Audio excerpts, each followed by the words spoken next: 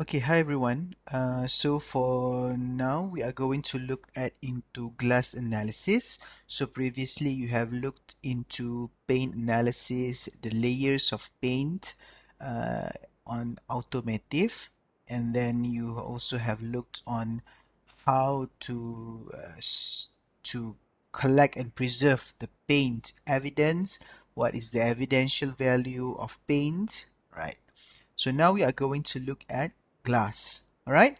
So when you look at this picture, usually you have seen this picture maybe at the hostel or sometimes even at the faculty itself. In the case of emergency, you can just break the glass. Okay. All right. So now we are going to look at into what is the function of glass and what is glass. All right. So now, okay, so basically when we looked at into this case study of Susan Nutt in 1987, okay, so at 9:30 p.m. a cloudy dark night in February, 19 years old Craig Elliot Kalani went for a walk in his neighborhood in the Northwest Oregon, all right, but he never returned home. Okay. A hit and run driver killed him. Okay. So crime scene investigators collected the pieces of glass embedded in Craig's jacket and other glass fragments found on the scene, alright, which is near his body. So the police searched for a vehicle that had damages consistent with a hit and run accident.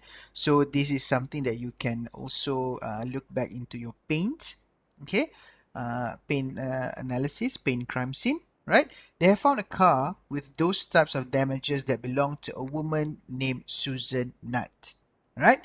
In order to connect Miss Nutt and her car with the crime, the police had to match the glass from the crime scene to the glass of her car.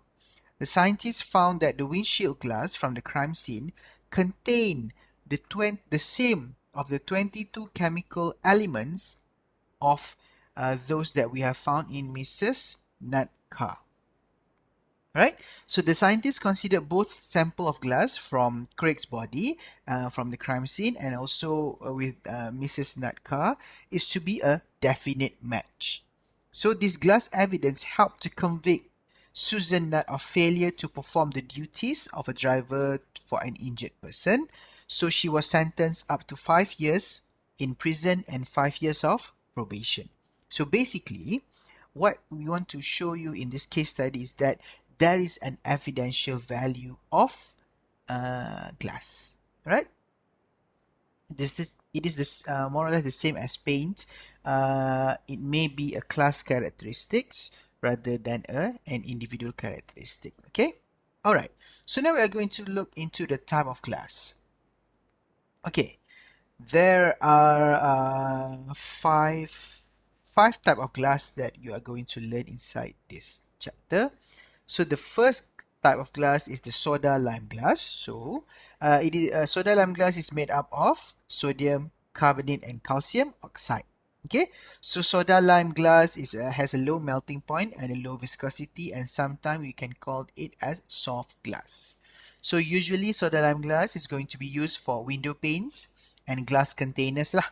Alright, for beverages, food, and some other commodity items. Okay, the second one is the Pyrex borosilicate glass. So this Pyrex borosilicate glass is heat resistant, formulated with boron oxide. Okay, so usually this Pyrex borosilicate glass is used in as a cookware, thermometer, and headlight. So this is might be one of the type of glass that can be used in automotive. All right. Okay, so tempered glass. Okay, tempered glass. How do we make tempered glass? It is made by rapidly heating and cooling the material surface. So this, by using this thermal cycling, or we can call it annealing. So due to this thermal cycling, it forms cubes rather than shards during breakage. Alright, so for tempered glass, kalau dia pecah, dia tidak akan berderai. Dia akan form cubes rather than dia pecah shattered terus. Right? So annealing ni yang thermal cycling tu, heating, rapidly heating and cooling. also changes the refractive index of the material. So usually we have tempered glass is being used for car windows, right? All right. The fourth one is the laminated glass. Okay, laminated glass, basically there are two glasses which is been sandwiching plastic between them. Okay, so there is a first glass layer, and then there is a plastic layer, and then there is a second glass layer. Okay, if the glass is broken, the plastic can keep all of the fragments in place together. Okay, so usually laminated glass is being used for your windshield, right? So for cars, usually kita ada kita ada Pyrex borosilicate glass, and then tempered glass, and also laminated glass. Okay, the last one, the last type of glass is stained glass. So stained glass usually is just for perhiasan lah. Alright, so the stained glass will contain a lot of different colors due to the incorporation of metal salts. Alright. Okay, so what is the evidential value of glass? Right? A forensic examiner may encounter glass in several situations. Okay, headlight and windshield glasses in automobile hit and run investigations, container glass in bar fights, and also window glass in break and enter cases. So the role of forensic scientists for analyzing glass is to establish the origin of the sample. Where does the glass comes from? Okay, so as dalam case yang tadi Susan Knight tu, so they have achieved uh, to state that the origin of the glass inside Mrs. Knight's car was the same glass that has been found at Craig's punya body. Okay.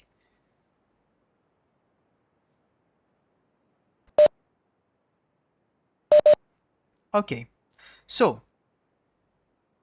in practice, this involves comparing the fragments obtained from a suspect with the samples taken from the scene. So this is what we have looked on the previous case study. Okay, comparing the fragments from clothing of a hit and run victim with the samples taken from the suspected vehicle. Okay, so for the glass as evidence, also we can look at into the fracture pattern of the glass, which may indicate the impact, the direction of impact of the events at the scene.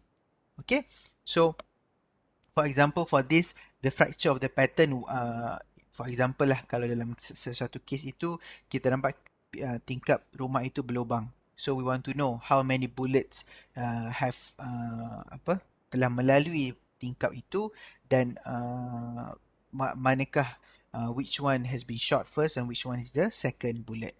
Alright, okay. So, the goals in examining glass evidence is to determine the type of glass at the scene, to determine how the glass was fractured, to use physical characteristics to classify it and individualize to a glass source. Alright? So, we also can compare the physical and chemical characteristics of the glass by using optical properties. For example, kalau kita guna color ataupun refractive index lah.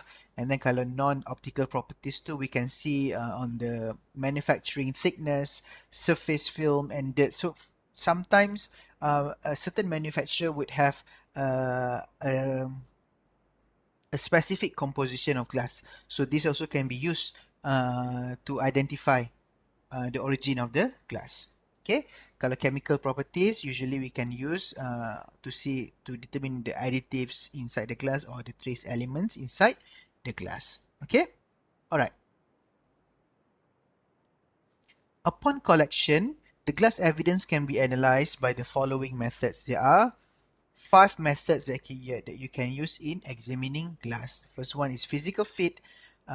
Basically, it's just for you to fit between the two glasses, macam main puzzle macam tu.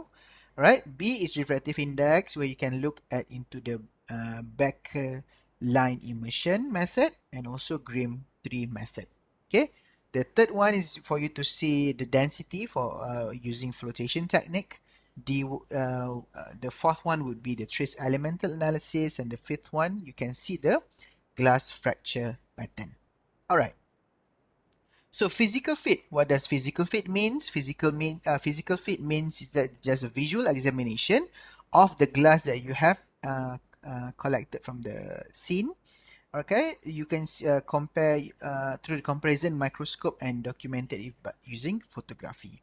So a physical fit or a match between the two glasses that were originally joined. You can see between the ridges, ke apa ke, right? So you can see if it is just a perfect fit means that it comes from the same origin. Right? It requires the edges of one fragment to perfectly fit into the edge of another. Okay, let's look at the second one. The refractive index. Okay, so I believe that you have learned this before on refractive index. So for refractive index, a refraction occurs when light passes through a transparent medium or object. So the light bends away from its path and slows down. So it is more pronounced in solid rather than in liquids or gases. Okay, so this is the value of your refractive index. So if it is greater than 1, so refractive index would be always greater than 1. Okay, it is inversely proportional to temperature and also to the wavelength of light. Okay, this is something for you to read. Okay, all right. Okay, so refractive index using a backline immersion method. Okay, it is measured by using a backline immersion method where you can see halo. Halo ni macam apa? Di sekeliling fragments ini, you would see there is a white line. Okay, so we call it halo. Okay, ataupun outline lah around the glass which is immersed in a liquid with different refractive index than the glass. If it is the same refractive index of the glass, maksudnya the liquid is the same refractive index as the glass, then the glass would just disappear because glass and the liquid have the same refractive index. If it is a different refractive index, whether it is more or less, then it will create this some sort like a halo punya figure. Okay, we look at this. Okay, all right. So this is a backline. You can see for this first picture, you can see there is a halo that can be seen on the inside of the glass.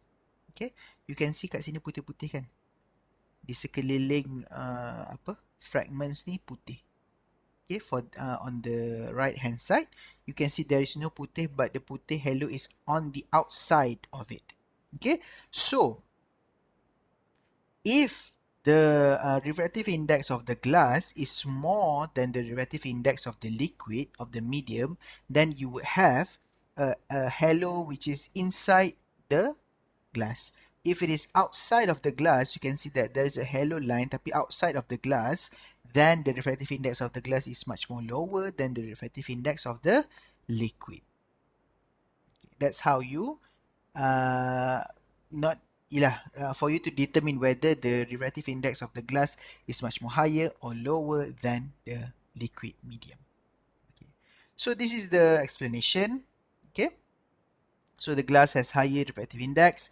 So the pencahayaan itu akan move inwards.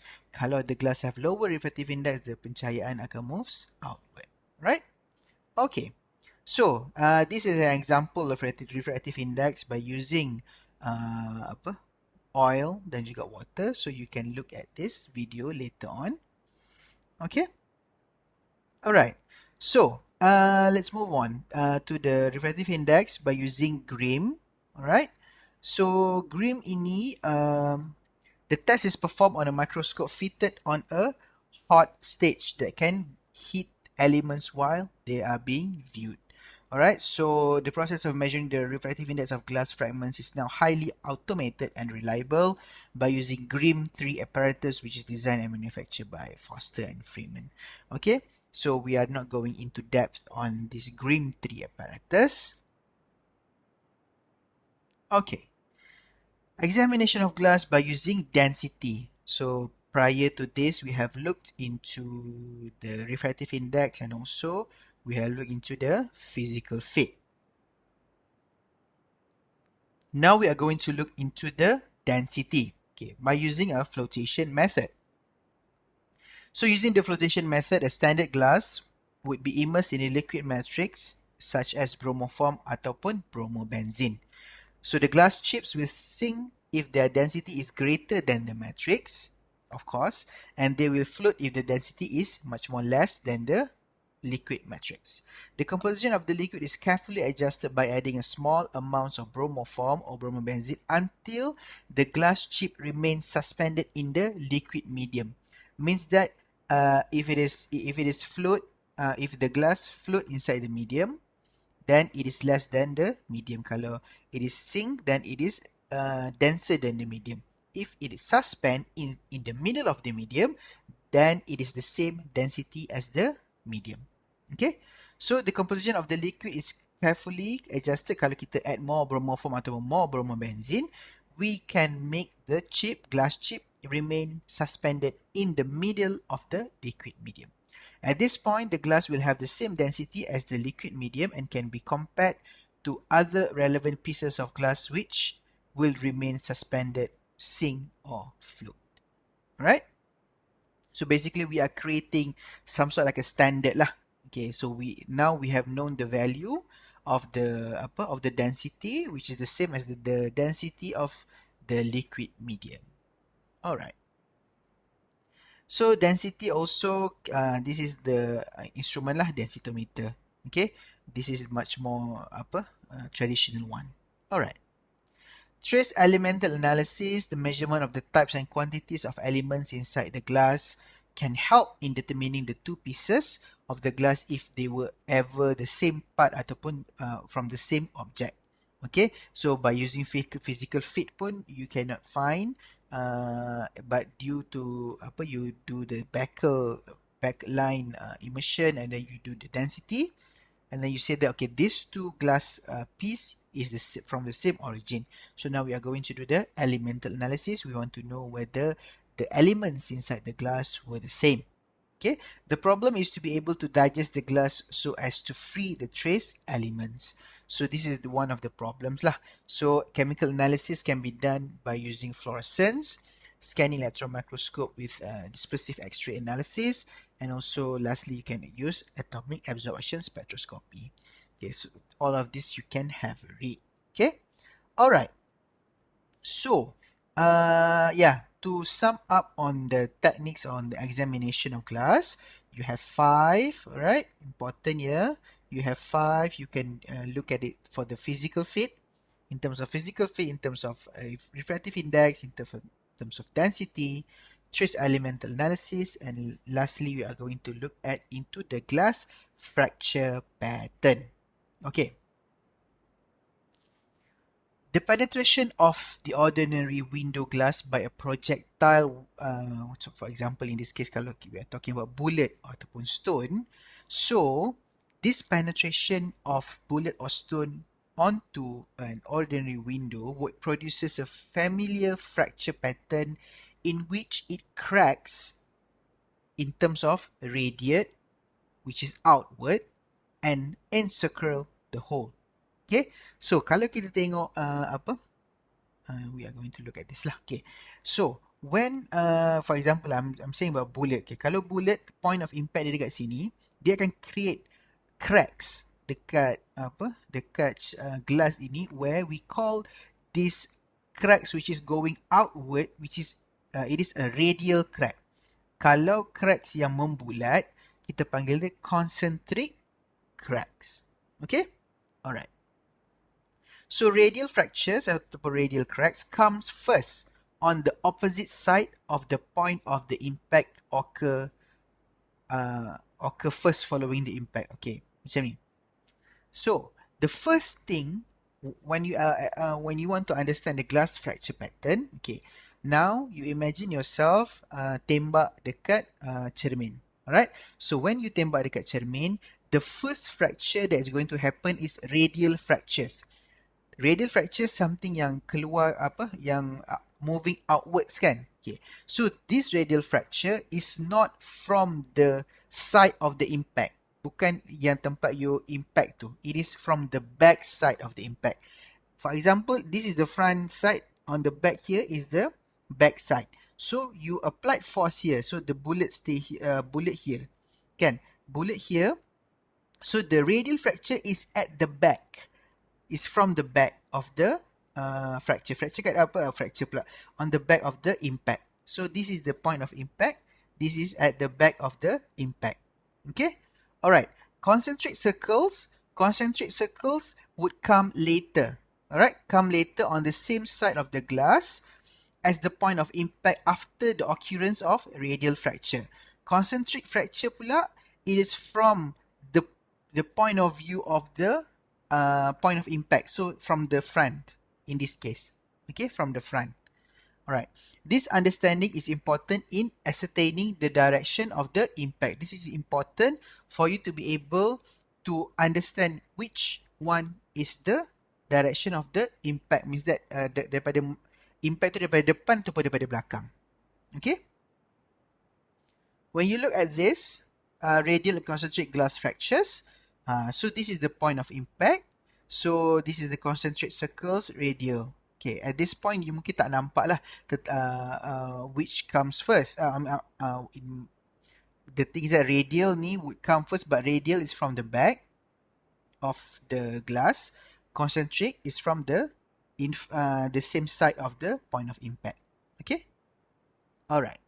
So yes, when a high velocity projectile, in this case is a bullet, penetrates a glass, it leaves a round crater shaped hole. Of course lah. This is surrounded by nearly symmetrical pattern of radial and concentric cracks. The exit side is much more wider than the entry side. Okay, so you must remember that the point of impact is much more smaller than the yang dikeluar tu lah point of exit. Okay, point of impact kat depan, point of exit kat belakang. So you can see point of impact is much more smaller than point of yang dekat belakang yang point of exit. Alright, so radial comes first and then concentric. Radial from the back, concentric from the same side as the point of impact.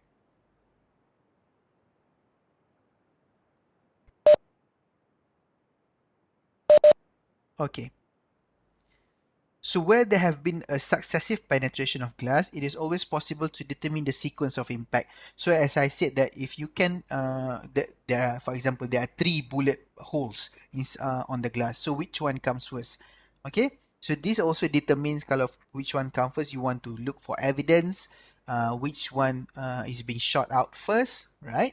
In terms of the bullet, right?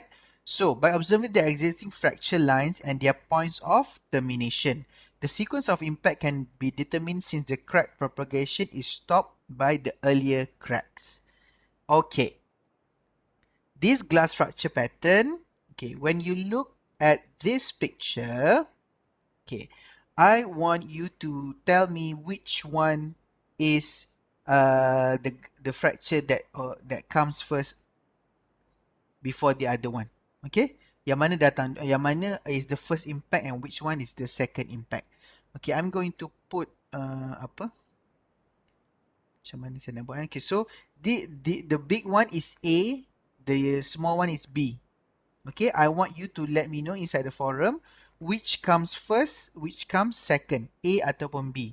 And then you would need to let me know the justification of it based on this slide. Okay. Okay, I think that's all for the examination of class. Thank you.